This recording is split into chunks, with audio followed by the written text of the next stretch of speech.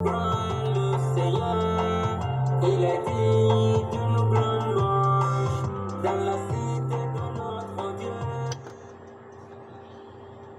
Grand est le Seigneur dans la cité de notre Dieu. Beau pour toutes les situations, la joie du monde entier. Bonjour Nigeria. Bonjour Lagos. Bonjour Afrique. Vraiment grand est le Seigneur. Great is the Lord in the city of His holiness and the mountain of Zion, the joy of the whole world. Good morning, Lagos. Good morning, Nigeria. Good morning, Africa. You are welcome to the show. The show is French Extra on Fresh 105.3 FM, Lagos, Nigeria. Comme d'habitude, chaque dimanche, 11h à midi, gẹ́gẹ́ bí ìṣe wa lọ́jọ́jọ́ Sunday láti aago mọ́kànlá títí di aago méjìlá, from 11 a.m. to 12 p.m. every Sunday. My name is Dr. Shodade Segun Emmanuel, French ambassador on earth. Ọmọ Rẹ́mọ tó ń sọ French bí ọmọ France. You are welcome to the show. Bonjour à tous les auditeurs de Fresh FM, les auditeurs de French Extra. Je vous dis bonjour aujourd'hui.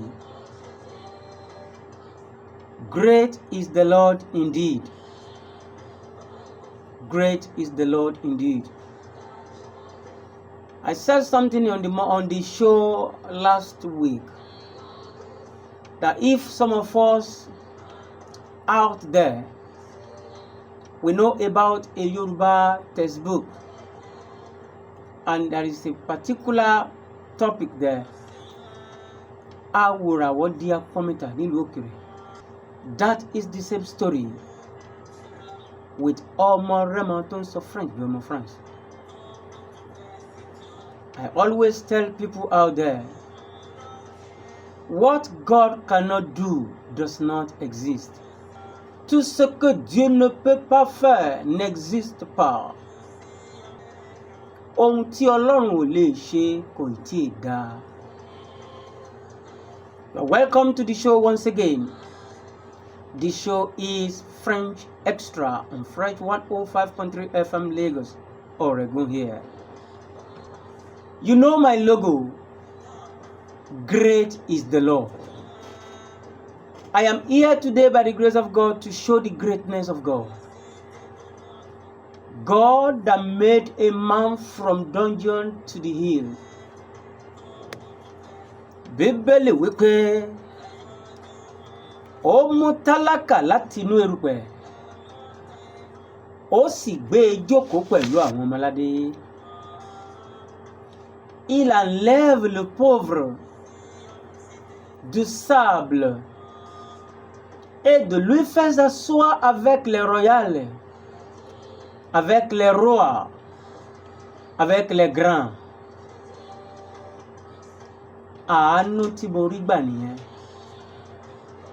He raised the poor from the dust and set him upon the table to wine with the great ones.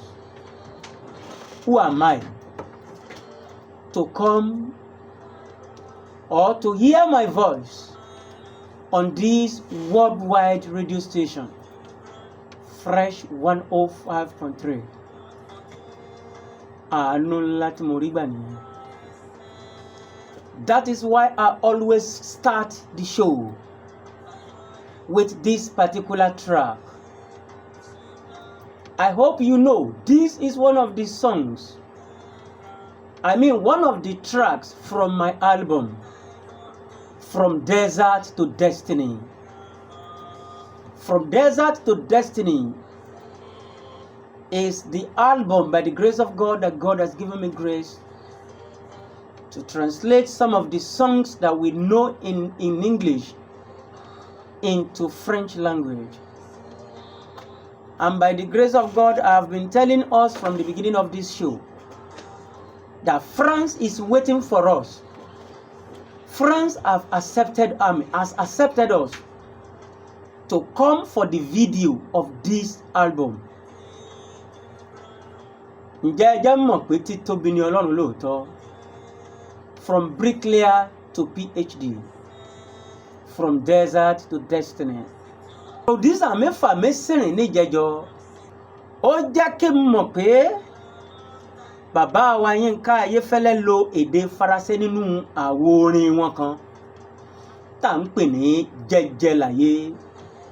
Ohun tí wọ́n sọ nínú fọ́nrán náà ni pé ohun tá a gbọ́ nínú fọ́nrán náà òun ni pé la vie est douce. Prenez la vie doucement. La vie est douce. Ní èyí tó túmọ̀ sí wípé jẹ́jẹ́ láyé o. Mú ayé pẹ̀lẹ́pẹ̀lẹ́. Má fi ìrònú mú ayé. La vie est douce. Àti ọ̀pọ̀lọpọ̀ àwọn ọmọ orílẹ̀-èdè Nàìjíríà tí wọ́n ti ṣe takuntakun nípa orin nípa èdè Faransé. Eléyìí mú inú mi dùn púpọ̀ púpọ̀ nítorí pé ó fi ìdí ìran mi múlẹ̀. Mo sọ níjẹjọ pé tó bá jẹ́ pé mi ò wá sórí ètò yìí tàbí pé ètò yìí ò wá sáyé, mo sọ wípé ọ̀run yóò máa sun ẹkún nípa tèmi. Nítorí àwọn ọ̀pọ̀lọpọ̀ àyànmọ́ tí Ọlọ́run so papọ̀ mọ́ mi, wọn ò ní oore ọ̀fẹ́ àti bá mi pàdé. Èmi náà ò sì ní oore ọ̀fẹ́ àti bá wọn pàdé. Arákùnrin kan ó pè sórí ètò ní bí ọ̀sẹ̀ mẹ́ta sẹ́yìn. Mo fẹ́ sọ ohun tó sọ gangan fún yín ni o. Bóyá ó ń gbọ́ mi lórí ètò báyìí lọ́wọ́lọ́wọ́. Tí mo bá sọ ohun tí arákùnrin náà sọ, ẹ mọ̀ pé òótọ́ lọ̀rọ̀ tí mo sọ yìí. Ó ní, so am I alive that I have been mixing this kind of program on Fresh FM? Ó ní, I am one of the listeners of Fresh FM. How come I've been mixing this kind of program? And I told him, I said, you are not mixing. We have just started. Honestly, we've just started indeed then. If you are following me, I hope you know I just got this privilege by March. The leadership, the authorities of Fresh FM just give me this opportunity March like this year. So it is a baby show. It is a baby program. Yes, we are just learning. I want to welcome you once again to the show, French Extra, on Fresh 105.3 FM, here in Lagos. Some of you know that I have always told us that when I say something is extra, it's not just ordinary. This morning I come with a good news. I come with a testimony. Let me quickly say Happy Mother's Day. Happy Mother's Day. All our mothers out there, I greet you. I salute your courage. I salute your sacrifice. I salute your love for your husbands and for your children. Joyeuse fête des mères. Joyeuse fête demeure. Joyeuse fête demeure. Je vous vraiment salue. Je vous dis grand merci les mamans. Merci pour votre sacrifice. Merci beaucoup pour votre amour vers votre mari et votre enfant. Merci beaucoup, merci beaucoup. Que Dieu bénisse tous les mamans. May God bless our mothers. May God bless our mothers. I say it once again, may God bless our mothers. Lórí ètò lónìí, mo mú nǹkan kan wá ni o. Ohun tí mo sì mú wá yìí,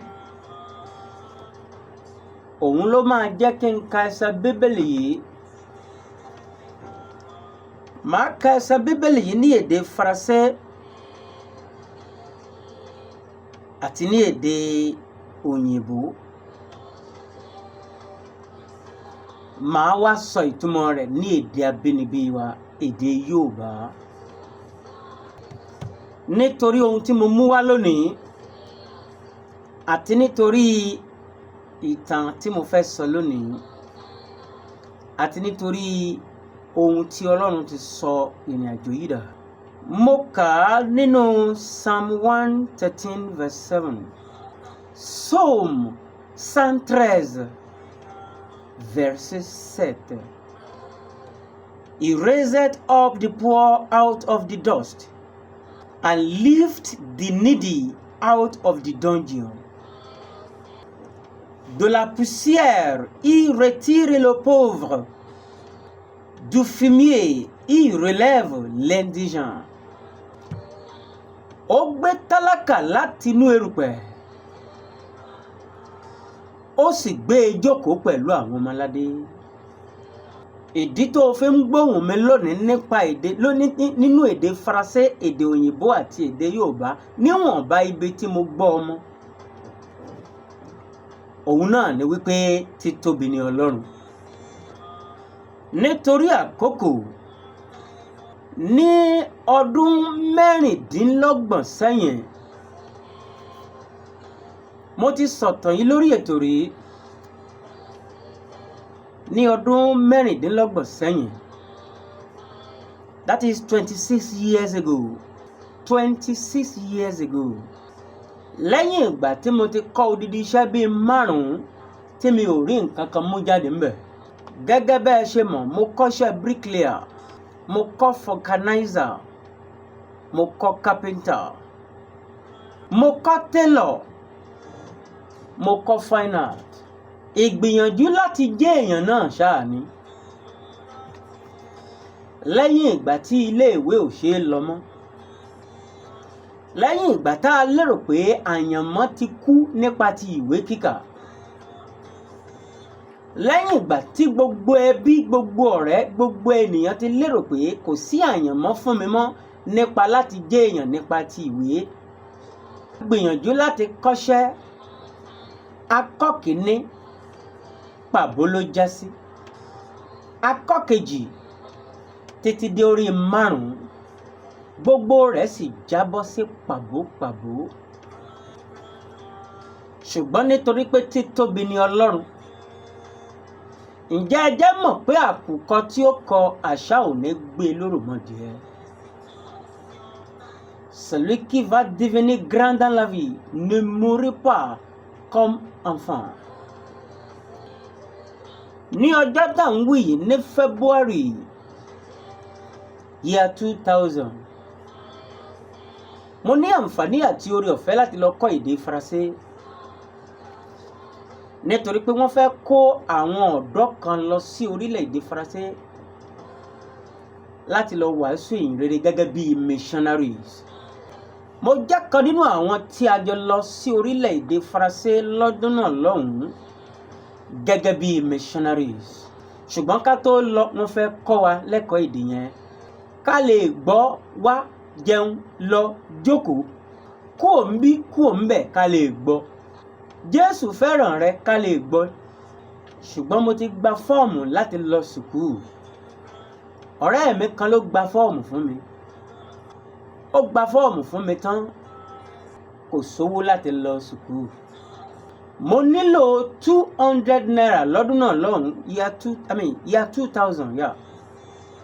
February 2000. Mo mọ déètì mi ní sọ́ni. Mo wá gbé ohun kan tí mo ní, wọ́n ń pè ní Bible in cassette. Àwọn cassette oníhò méjì ìgbà náà, ẹ̀yin olólùfẹ́ mi, ẹ̀yin olùgbọ́ mi tẹ́ ẹ bá ń gbọ́ ẹ ti mọ tí mò ń sọ. I took this bunch of cassette, parcel of cassette to him, to a brother, to give me 200 naira, borrow me or lend me 200 naira. So when I come back, I will give it to him. He said, "What is there?" And I said, "It's Bible in cassette." I said, "It's a Yoruba language. I bought it for my grandma." Mo bá ìyá ẹlẹ́kọ̀ọ́ ni mo bá ra lọ́dún náà lọ́hùn pé kí ìyá ẹlẹ́kọ̀ọ́ fi mọ́ gbọ́ Bíbélì. The brother told me he didn't have 200 naira unless if I could sell it for him. I bought it 2,500 naira. Ẹ má gbàgbé, mo rà á ní 2,500 naira. December 1919, yeah. 2020, I took it to me. I have not removed it from my nylon. Mi tí já kúrò nínú ọ̀rá. Ṣọ́ọ̀bù ẹ̀rẹ̀ ni mo ti já torí rédíò tí grandma máa fi máa gbọ́ Bible yìí mi tẹ̀ tí rà. Ní kúkúrú gbòǹgbò, ó wá sọ fún mi pé òun ò lè yá mi ní owó àfi tí mo bá máa ta késẹ̀tì yẹn fóun. Àwọn tó bá mọ késẹ̀tì tí mò ń sọ wọn ṣe mọ́ ń sìn software lókù tó ń ṣe ń sìn. 16 ní mẹ́rìndínlógún ló wà nínú rẹ̀, from Matthew to Revelation. Àwọn tó bá mọ késẹ̀tì tí mò ń sọ tó ń gbóhùn mi wọ́n máa mọ̀. Ó bá ní àfi tí mo bá lè ta fóun. Wọ́n á ní kò sí problem. Nítorí àkókò mo bá ní èlò ló fẹ́ fún mi. Ó lè lò ní mo rà, mo ní 2005 ni mo rà. Ó wá ní òun ò ní 2005 pé 200 naira lòun ní. 200 naira lòun ní. Mo wá sọ fún pé kó mú 200 naira wá.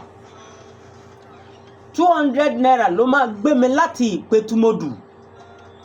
Ẹ̀yin tẹ́ ẹ bá mọ bí tí mò ń sọ yìí, ní ọdún náà lọ́hùn 26 years ago, 200 naira ló máa gbé mi láti Ìpẹ̀tùmodù dé Ìkejì Arákejì.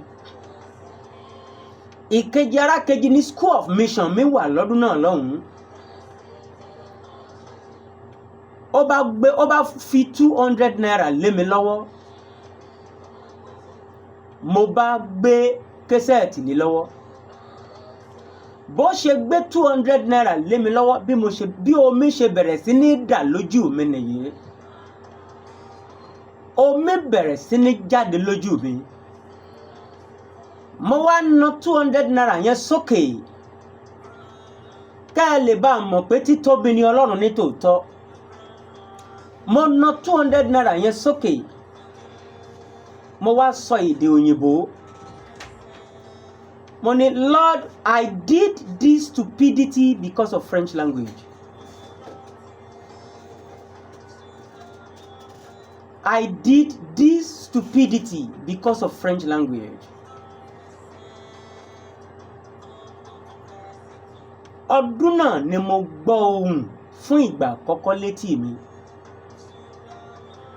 Mo gbọ́ ohùn tó sọ sí mi létí kedere pé, "Because you have done this, because you have done this, your generation will run after you for French language. I will crown you with knowledge for French language." Mo gbọ́ ohùn yìí kedere lọ́dún náà lọ́hùn. Omi ojú mi sì dá wáí. February 28, year 2000. February 28, year 2000. Mo tà ní 200 naira. Ohun tí mo rà ní 2,500 naira. Mi ò gbọ́ èdè yìí tẹ́lẹ̀tẹ́lẹ̀ o. Mi ò gbọ́ ABD or ABC èdè Faransé, mi ò gbọ́ tẹ́lẹ̀tẹ́lẹ̀ o. A, B, C, D, E, F, G, H, I, J, K, L, M, N, O, P, Q, R, S, T, U, V, W, X, Y, Z. Mi ò gbọ́ tẹ́lẹ̀tẹ́lẹ̀. Mi ò gbọ́ èdè yìí rárá tẹ́lẹ̀tẹ́lẹ̀. Láti ọdún náà ni Ọlọ́run ti dé mi ní adé èdè yìí. So tí mo bá sọ fún ọ pé mò ń kọ́ àwọn kan lọ sí orílẹ̀-èdè Faransé láti lọ ṣe fídíò àwo orin mi mọ ibi tí mo ti ń bọ̀. Mo fẹ́ kó o mọ ibi tí mo ti ń bọ̀ ni o. Tí mo bá sọ fún ọ pé mo ní 1 million children vision láti kọ́ wọn ní èdè Faransé, mo fẹ́ kó o mọ̀ pé ó níbi tí mo ti ń bọ̀. You are welcome to the show. The show is French Extra on Fresh 105.3 FM Lagos with Dr. Shodade Segun Emmanuel. Ọmọ Rẹ́mọ tó ń sọ French bí ọmọ France. Má rora rẹ pin, má lérò pé ó ti tán, má sì fojú di ẹ̀kọ́. Bíbélì wípé achète la sagesse, achète l'intelligence. N'abandonne pas la parole de ma bouche. Il sera une couronne de diadème pour ta tête. By wisdom, by understanding. Do not abandon it. It will be a crown of glory for your head. Ra ọgbọ́n, wá ìmọ̀, má sì ṣe kọ̀ ọ́ sílẹ̀. Yóò jẹ́ adé ògo fún orí rẹ. Proverbe ló sọ bẹ́ẹ̀. Ìwé òwe ló sọ bẹ́ẹ̀. Dr. Shodade lorúkọ tí mò ń jẹ́. Ọmọ Rẹ́mọ ni mí tó ń sọ French bí ọmọ France. Má rora rẹ pin o. After 39 years of failures, after 39 years of failures, after 39 years of struggles, èmi rè lónìí ní Fresh FM, the worldwide radio station. Ẹnìkan pè mí lọ́sẹ̀ tó kọjá láti UK. Mo máa dárúkọ wọn láìpẹ́. Wọ́n pè mí lẹ́yìn ètò yìí láti UK. Kẹ́ ẹ lè bá mọ̀ pé Fresh FM ti gbé mi sáyé. Ọlọ́run ti lo Fresh FM láti gbé mi sáyé. Kẹ́ ẹ lè mọ̀ pé nítòótọ́ Ọlọ́run ti dáhùn sí ètò yìí. Blessed assurance lẹ́ ń gbọ́ yẹn. Ìbá bàmí Yínká Ayéfẹ́lẹ́. Mo sọ fún yín ní ìjẹjọ pé àwọn náà jẹ́ kí n mọ ìtumọ̀ orin yìí. Àwọn náà jẹ́ kí n mọ̀ pé orin yìí wà láyé. Orin tí Fanny Scrubby kọ yìí. Hymns yìí. Ẹnu bàmí Yínká Ayéfẹ́lẹ́ ni mo ti kọ́kọ́ gbọ́ láyé. Nígbà tí wọ́n kọ ń gbà náà. Òun lẹ̀ ń gbọ́ ní èdè Faransé láti ẹnu ọmọ Rẹ́mọ tó ń sọ French yìí. Voici mon histoire, voici ma chanson. Louez mon sauveur dans le studio de Fresh FM.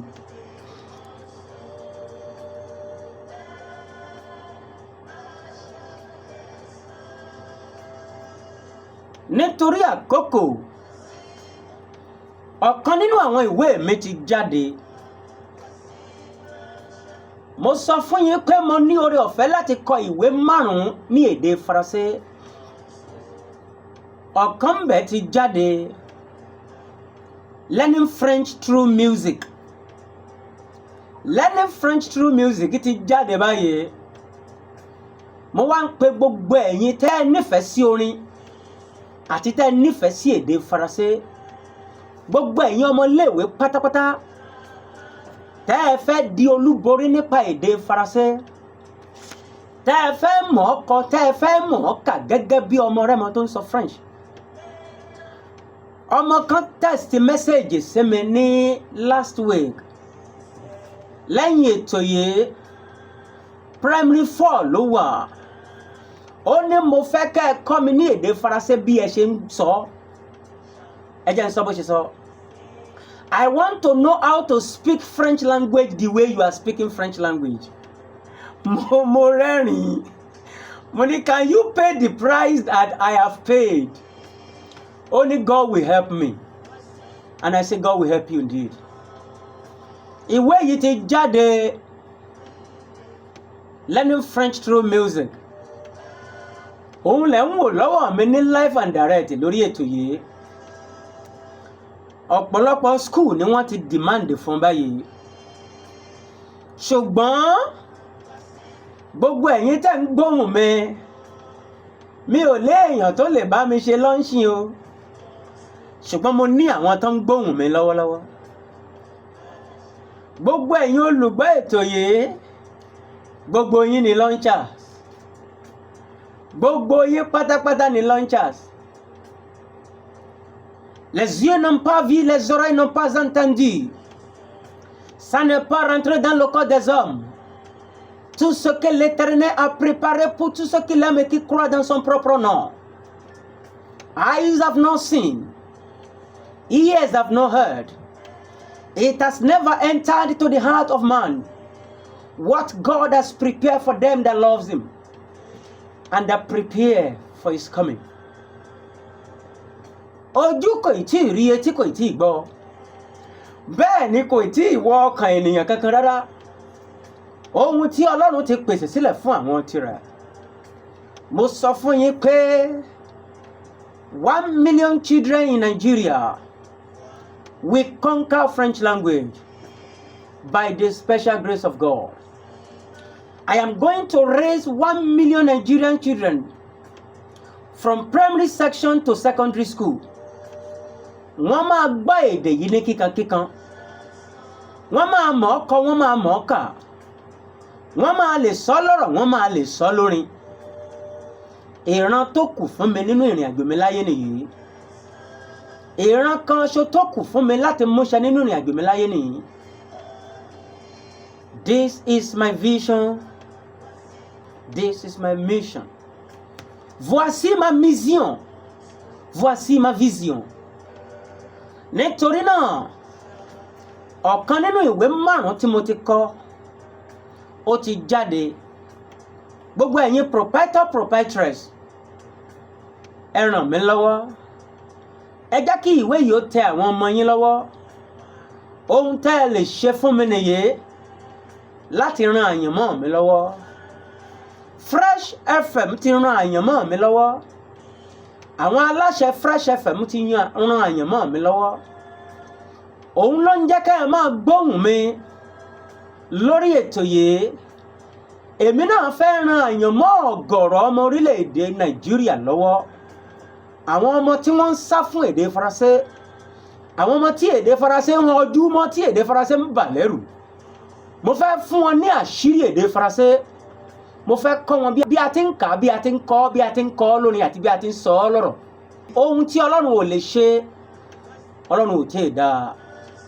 Tí bricklayer bíi tèmi, a failure bricklayer bíi tèmi, tí mo bá lè di PhD holder nípa èdè Faransé, tí a failure vulcanizer bíi tèmi, a failure tailors bíi tèmi, a failure artist bíi tèmi, a failure car watchers bíi tèmi, tí mo bá lè di one of the greatest presenters in Lagos, a presenter with eloquence in French and English language, kò sí ẹni tí ò lè gbọ́ èdè yìí. Àṣírí àyànmọ́ nìyí fún ẹni tó bá fẹ́ láti mú àyànmọ́ ṣẹ. Ìwé mi kù 4 tó ń bọ̀ lọ́nà. The beauty of French language ń bọ̀ lọ́nà. Effective for English and French practices communication ń bọ̀ lọ́nà. beyond the French alphabet ń bọ̀ lọ́nà. Àwọn ìwé tí mo kọ nìyẹn lẹ́yìn 39 years of failures. Lẹ́yìn 39 years of failures. Ìrètí sì ń bẹ fún ẹni tí ò bá tí kú. Bíbélì wípé ìrètí ń bẹ fún igi tí a bá gé lulẹ̀. Tí gbòǹgbò rẹ̀ bá kan omi, yóò sàn jáde. Ohun tán sọ ni wípé kò lè jẹ́ èèyàn mọ́ láyé, kò lè débi gíga láyé. Bí Olúwa ti ń bẹ tí ẹ̀mí rẹ̀ ń bẹ, I have multi-million naira projects in France and in Nigeria here. Nítorí náà, ẹ̀yin olùgbọ́ ètò yìí, Pa Allen Akínyẹlé láti UK lọ́njà nìyí o. Ẹ máa lọ́ǹjì ìwé mi.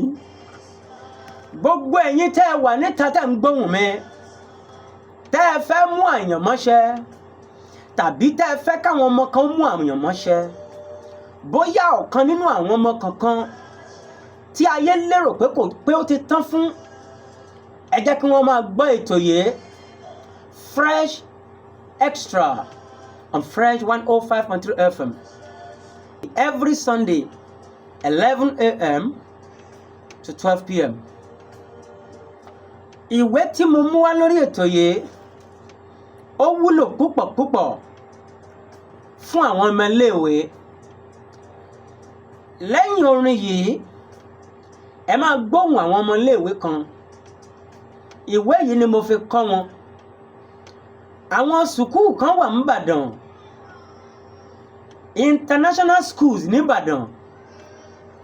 Ìwé yìí ni mo fi kọ́ wọn. Àwọn ọmọ wọn mọ̀ ọ́ dunjúdunjú. Wọ́n lè kọ́, wọ́n lè kà, wọ́n lè sọ lọ́rọ̀. Ká kọ́ èdè Faransé láti JSS 1 to SS 3, ká mọ́ lè dasọ, ká mọ́ lè daka, ó tini lójú púpọ̀.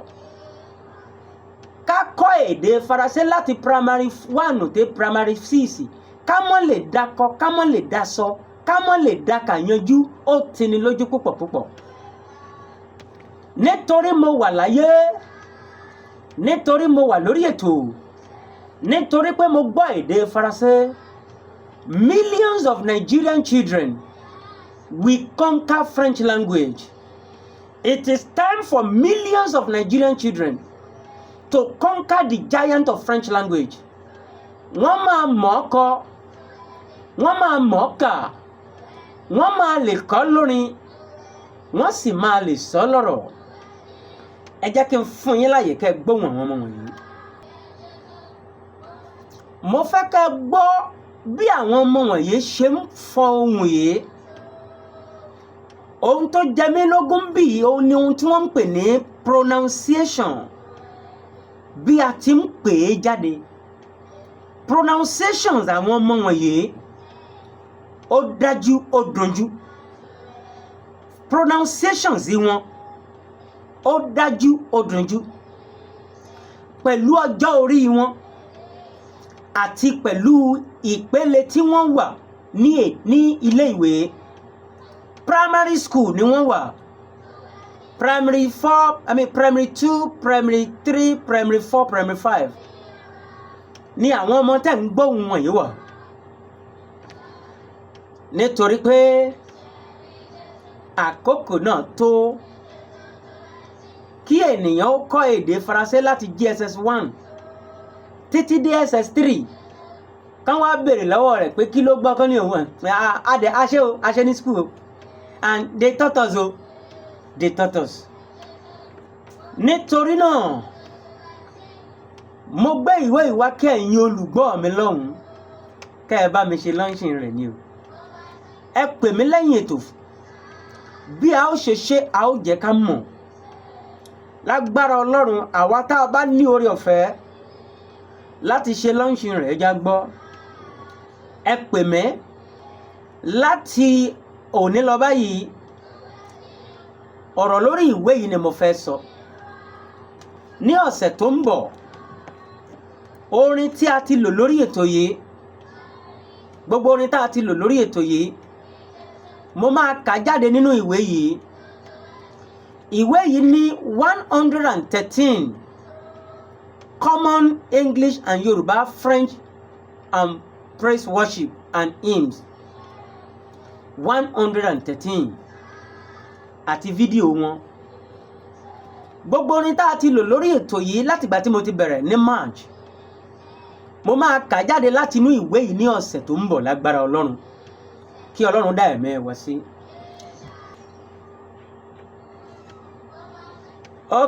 Nítorí àwọn tí wọ́n ń pè pé kí n fi nọ́mbà mi síta, ẹni bá fẹ́ bá mi sọ̀rọ̀ lẹ́yìn ètò, nọ́mbà mi ni 081 40 311 997 081 40 311 997. My WhatsApp number is 081 40 311 997. Gbogbo àwọn tí wọ́n ń pè mí yẹn, ó dá mi lójú pé launchers mi ni wọ́n. Wọ́n fẹ́ bá mi launch ìwé yìí. Wọ́n dẹ̀ fẹ́ introduce program yìí sí ọ̀pọ̀lọpọ̀ èrò. Gbogbo ẹ̀yin ọ̀dọ́ tí ìrètí ti tán fún, mo wá sórí ètò láti mú yín lọ́kàn le, láti gbà yín níyànjú wípé kò sí ẹni tí ò lè débi tó fẹ́ dé o. Tó o bá mọ̀ pé o ní ìran àti àyànmọ́ láti múṣẹ, má jẹ́ kó rẹ̀ ọ́. Má jẹ́ kí ohun tí ènìyàn sọ kó dá ọ dúró rárá. Má jẹ́ kí ìjákulẹ̀ ó dá ọ dúró rárá. Má jẹ́ kí àìní ó dá ọ dúró rárá. Má jẹ́ kí ìtìjú ó dá ọ dúró rárá. Ní gbogbo ọ̀nà tó o bá mọ̀ tó o lè fi ran àyànmọ́ rẹ lọ́wọ́. Wọ́n ní ọ̀run máa ń ran ẹni tó bá ran ara rẹ̀ lọ́wọ́, ọ̀run máa ń ràn wọ́n lọ́wọ́. Tí mi ò bá gbégbésẹ̀, ó ṣeéṣe kí n kú gẹ́gẹ́ bí bricklayer lásán. Ó ṣeéṣe kí n má débí lónìí. Ó ṣeéṣe káyé má gbóhùn mi. Ó ṣeéṣe kán má dúró dè mí ní orílẹ̀-èdè Faransé. France is waiting for me. Mo sọ fún wa, kì í ṣọ̀rọ̀ àwàdà, kì í ṣọ̀rọ̀ àsọdùn, kì í sì sọ̀rọ̀ eré rárá. Àkókò ti kó mi ní papámọ́ra. Mi ní àkókò tó pọ̀. Gbogbo ẹ̀yin olùgbọ́ ètò yìí, gbogbo yín ni launchers o. Mo ti invite yín gẹ́gẹ́ bí launchers. Ẹ bá mi launch ìwé yìí. Ó kù tó ń bọ̀ lọ́nà, ṣùgbọ́n ẹ launch eléyìí náà. Ẹ launch eléyìí náà. Nítorí náà, mo mọ̀ wípé ọ̀gọ̀rọ̀ àwọn àyànmọ́ tí Ọlọ́run ti so mọ́ mi, Ọlọ́run ṣetán láti fún wọn ní ohun tí àyànmọ́ wọn nílò.